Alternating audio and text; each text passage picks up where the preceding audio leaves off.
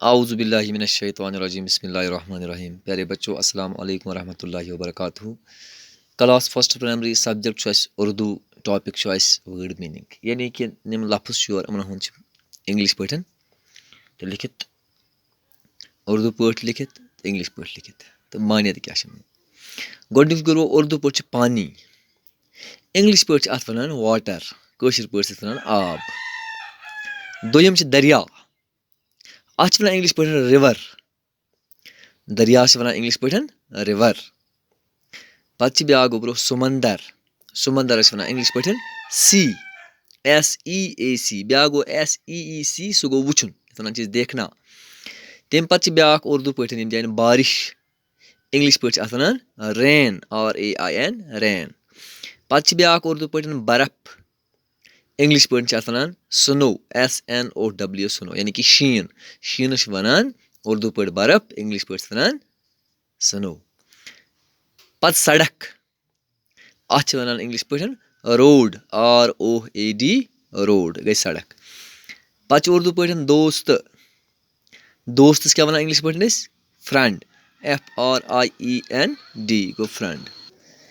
किताब, उर्दू पे इंग्लिश पे वन बुक। कलम, उर्दू पे इंग्लिश पे वन पेन।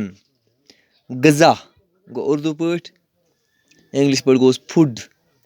खूबसूरत गो उर्दू पे इंग्लिश पे गोस ब्यूटीफुल, BEAUTIFUL ब्यूटीफुल। दूध गो उर्दू पे इंग्लिश पे गो वन मिल्क, यानी कि दुदस वन उर्दू पे दूध, इंग्लिश पे वन मिल्क। पे गई साबन, ये पलो छलान या स्नान करान, अत वन इंग्लिश पे सोप, SOAP सोप। पत् लास्ट साफ, साफ अत इंग्लिश पे क्लीन, साफ इंग्लिश पे वन क्लीन। बे अक बार पर बे यम पास उर्दू पे, यम पास इंग्लिश पे, तो थो ख्याल।